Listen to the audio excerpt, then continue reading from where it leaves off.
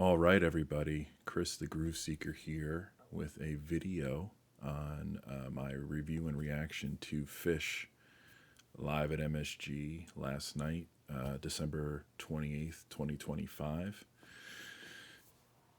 It's Phish's world. We just live in it from the 20th to the 31st, at least for me and some of my circle. And Phish has been playing the Garden since 1994. It's essentially their home base, especially this time of year. Traditionally, they play 4 nights, with the big cap being the New Year's extravaganza, which is a 3 set show, a monumental occasion. It's been tradition for me for the past several years to go the first 3 nights and skip New Year's, as we host a family party, family and friends party that night.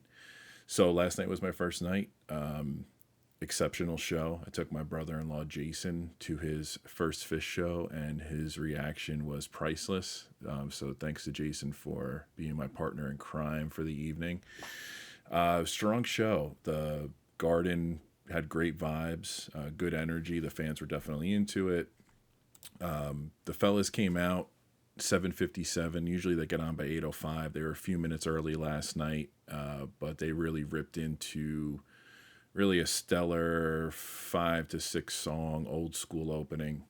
They went right from Buried Alive into AC/DC Bag, which was a crowd pleaser. Jammed on that for a short time.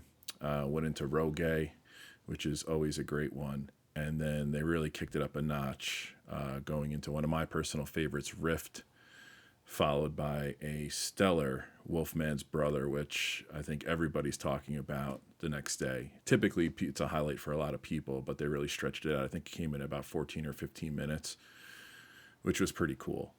Trey was having a night early. I thought Trey and Paige were having a great night. I don't think I was disappointed in John and Mike's performance. I just think that Trey was kind of maybe feeding off the energy of the Beacon shows he just had, and really took center stage and bringing the electricity to the Garden last night. And those first few songs, it was apparent. Then, man, a mid-set punch you in the eye, which was to die for. They really funked out the beginning and delayed that big epic build and release for the crowd to kind of do their thing and get involved, which was great to see.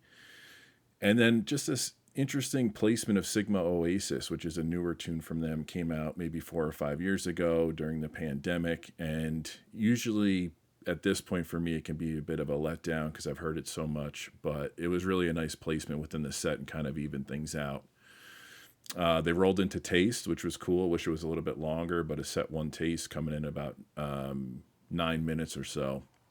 And then I saw the Trey's acoustic on stage, didn't think too much about it. Then he picked it up and he busted into Sleep, which I don't think has been played in like 230 or 40 shows. I think 2019 was the last time they brought that out. So it was good to hear them dust that off. I know that was a crowd pleaser for a lot of people. And then they went right into this raucous Run Like an Antelope, which only way you can close this first set, which the old school kickoff, was with the Antelope, in my opinion, and the crowd obliged. They really funked it out and stretched the beginning quite a bit. Seemed like there was a little bit of a miscue. You saw the guys kind of chuckle, but you can see they were going to a place that they don't normally go with the intro on Antelope, so I was pretty pumped to get that. Crowd was loving it. That ended set one around 9:25, so almost an hour and a half for first set. All thriller, no filler. Like I said, even the Sigma Oasis was a pleasant welcome, even for a newer song in that spot. So we knew second set was going to be electric. You just had a feeling of something's building, and there was some pretty deep highlights in the second set, which I'll get into. 9:51, they came back on stage. 9:50, 9:51, they went into Oblivion. I love Oblivion. I've been really enjoying it the past couple of times I've heard it. I think it was a really cool, laid-back kind of groove to kick off the second set. People kind of getting back to their seats, getting into the flow of things. And then upon the completion of Oblivion, you heard Mike's bass start to rumble. And those who know knew Disease was on its way. So Down with Disease rolled into the second set.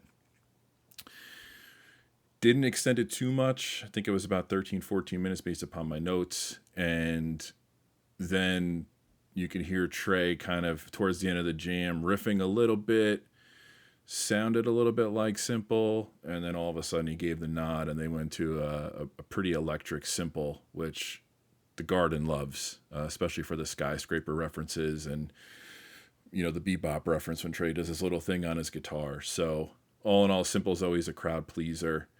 And as they were kind of stretching out simple, you could hear Trey, and I should have mentioned this, in the first set he was kind of playing with Gotta Jibbo a little bit. A couple people around us, I'm like, I think we're gonna get a Jibbo. I think we're gonna get a Jibbo, and they kept on backing off it, but they obliged to Trey in the second set at a simple. Killer got a Jibbo. He went into this little boogie theme towards the end, really got into a groove and started to quiet things down. And then perhaps the highlight of the night for me, and I think a lot of people, was the theme from the bottom. So they wind down, got a Jibbo, they go into theme. This was easily 20, 25 minutes, and it went type 2 pretty quickly after they got through a majority of the song. What can I say about this? Trey got into a deep groove. Fishman was really driving a lot behind him. This is why I'm hopeful for John and Mike tonight, because they were just coming in with heat as Trey was in a groove. Paige was coming in with some pretty killer fills during theme, and the crowd obliged. Crowd was into it, just raucous. A couple times MSG shook last night. I was up in the 200s, pretty close in the 200s, which is always a good time. But people were into it. Everybody was dancing. Place was just rocking. So Trey's kind of finding his way, trying to close out the jam, and then he comes in and they finish out simple. So they hadn't really completed it before they went into Gotta Jibbo earlier in the set. They come back in, they finish simple. Everybody loves it. Big epic ending. And then they close the second set with Everything's Right. So they went off stage about 11:12 or so. So again, another hour and a half set 2. Came back for the encore. One song encore first night, that's okay. The magnum opus, Slave to the Traffic Light, kind of eased us out of the Garden in a classy way. Just a killer night 1. I'm looking forward to tonight and tomorrow. I'm going to be back at the shows. I was going to do a review late last night, but I didn't get to it until today. Overall impressions, I thought Trey was in a groove last night. I thought Paige had some really nice moments. Night 1, they typically kind of ease into things, but it seems like they took the governor off a little bit and came out really old school and set the tone.